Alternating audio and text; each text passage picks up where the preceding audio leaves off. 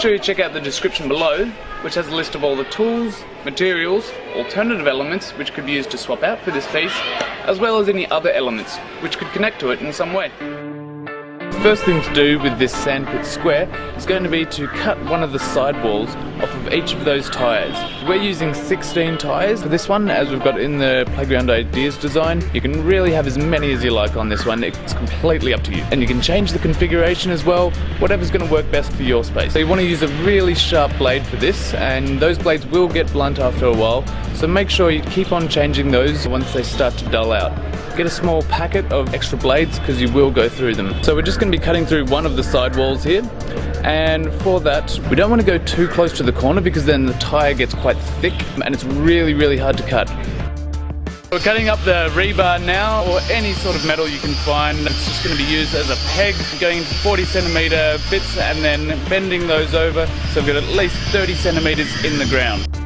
Before you put any primer or paint on any of these tyres, just make sure you give them a really good clean, get a scrubbing brush and get inside of those treads so there's no dirt, because you just don't want to paint dirt. We want to prime our tyres here. We're using just an oil-based primer for that one, but we only need to do the tread side and the top side because obviously the bottom side isn't going to be seen. Primer just helps when you're putting on the paint. It makes it nice and smooth and an even coverage, and it's a much longer lasting paint job as well. And then you want to clean up any of those cuts because sometimes the blade can go astray, and just making sure that they're nice and clean and have no sharp edges on them as well. You want to make sure that you've got a level ground when you're going to be putting these tyres in for the sandpit. It just makes the whole thing much easier. Just make sure that it's not going to be in a dip. You don't want any low points so that water can be pooling in there. So if possible, try in a high point. So this design, as well as all of our designs, are made to be used in conjunction with the free safety handbook, which is available from the website. It's just down there.